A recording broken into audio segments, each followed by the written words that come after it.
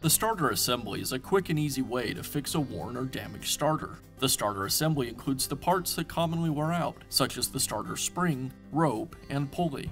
Replacing the starter assembly is a repair that you can do yourself, and I'm going to show you how. I'll begin by removing the old starter from the saw.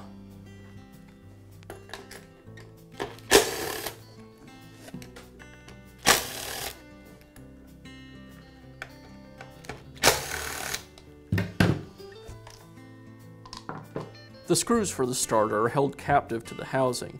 To remove them, I'll push them forward until the threads bite into the plastic, and then I can unscrew them.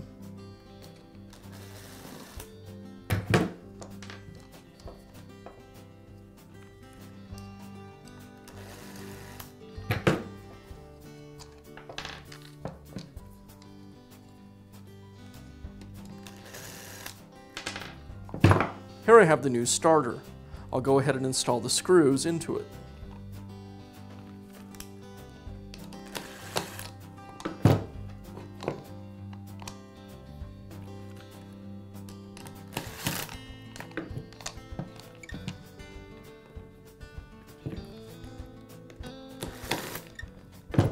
There's a thin gasket that goes between the starter and the housing. I'll go ahead and place it onto the housing next. And now I can install the starter.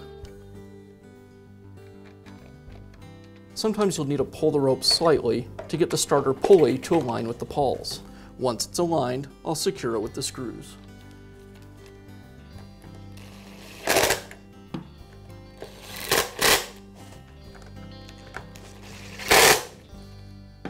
And that's how easy it is to install a new starter assembly on your cut-off saw.